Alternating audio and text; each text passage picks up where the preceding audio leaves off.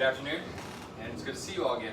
I know it's about 100 and something degrees outside, so unfortunately, we're gonna hotbox this room so we can speak over with. But on that note, you guys are younger Marines, and we've seen a lot of you come in and out. And myself, I have 12 years experience now, and also with you having, served and retired from the military. One of those things we often see are financial issues. Now, not only do financial issues apply to military members, but it seems that a lot of kids coming out of high school get that first paycheck or that first established job and have no idea whatsoever what to do with that income. So, with that, I kind of proposed an idea that maybe in high school we should be getting taught some kind of adult financial management or responsibility prior to leaving there as part of our curriculum. So what we see in the Marine Corps, as we were talking about, is a lot of kids come in, they get that first paycheck, they get that established pay cycle, and they've never had money before in their life. So now they're racking up debt and buying high interest vehicles and living way outside of the means that they can really live inside of because they've never been used to having money. So what does that do? That creates an issue for a Marine being able to serve. And if we're having those issues, what do you think that civilian kids that don't have that guaranteed paycheck coming every 2 years for the next 4 years go through? So first, the Marine Corps had to come up with ways to be able to deal with that. And they kind of came up with a prevent, educate, and provide program. So by preventing, what they do is they try to get you enrolled into financial classes as soon as possible. Once we get you through some kind of personal statement of military compensation course, train you on your retirement, tuition assistance, all that sort as fast as they can, throwing as much information at you as fast as they can and hoping it sticks.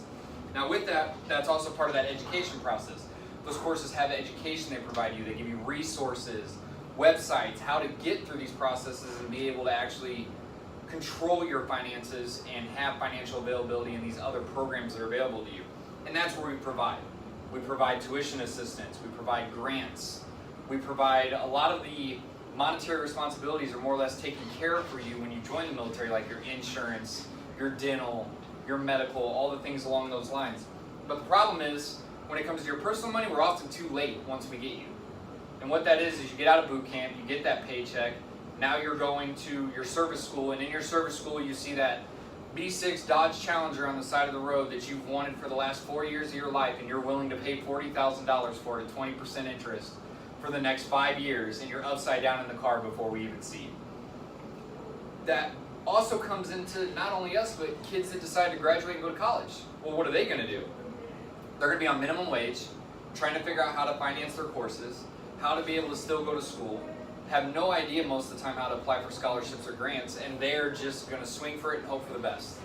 And they often run into the same problems we do, which is they have no idea how to handle that money or how to provide for themselves now that they're on their own. And then only worse than that, the kids that decide, I'm just going to go straight to the workforce. No college, no military, just going to swing for a job and hope for the best. And usually the only ones that succeed at that are the ones that knew somebody in the first place. Because those are the ones that are going to get into a job with no educational background, no experience, and be provided for. Otherwise, most jobs these days to make a decent income are asking for your degree before you even walk through the door. So, I propose, as I said at the beginning, that the high school introduces a curriculum for financial responsibility. Myself, I remember, and many of you guys probably, when you had that senior year of high school, you had like 6 or 7 elective classes to make a final product of how many credits you needed, and then you graduated knowing how to sew a pillow or what sexual education was now. So why not have the ability to go to a financial class instead and make it a requirement? Teach kids about the things that are going to matter as an adult. Now, are we going to be able to teach them absolutely everything? No way. There are so many things that come into financial responsibility in your adult life that you're going to ultimately still continue to learn as you go. But hit the basics. What's a credit score? What does that credit score do for you? How do you get a credit score? How do you affect it? How do you make it go up? How do you make it go down? What kind of loans play into that? Give them the basics. Interest rates, what are they? What's an APR? What is an annual percentage rate for that APR that may have the ability to adjust? Not all of them are always locked in, and kids don't understand that. On top of that, we could also do debt to income ratios. Most of them think that I make $3,000 a week, I can spend $3,000 a week. That's not the case whatsoever. when you start looking at the side collateral payments that you're going to have to make into things like gas, insurance, upkeep, any of that sort, a lot of kids get outside of their means almost immediately. Taxes. How many people do you think honestly know how to file their taxes front to back on their own if it wasn't for the 1040 EZ form?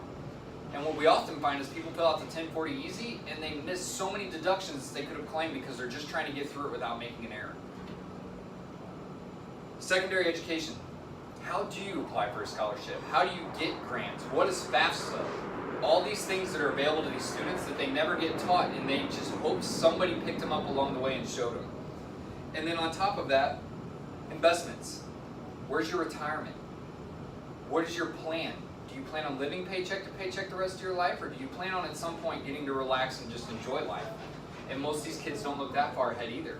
Luckily, the military takes care of you for that part because they kind of make you pay into insurance and they kind of force you into investment payments.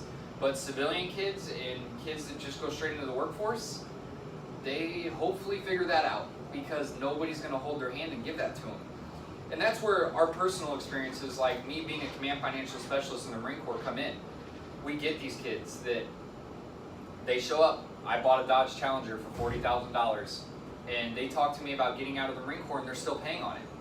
And you ask them, what is their plan after they get out of the Marine Corps? Well, I only need to make $35,000 a year because that's what the Marine Corps paid me directly. But they don't understand all the indirect compensation, the insurance that was already being paid for, your retirement plan that was already being paid for, your SGLIs, all these different benefits that they pay for you. And then you show them their actual military compensation and they realize they were making about $65,000 to $70,000 a year and now have no idea whatsoever what they're going to do when they get out. And with these educations that we try to provide to them, if they could get some kind of building block coming out of high school, we'd have kids that would be in a lot better situations immediately and making better decisions, not only in the military, but in their civilian lives, and when they hit the workforce as well to provide for themselves and their possible future families. So ultimately, I really feel that schools should provide this as an educationary course.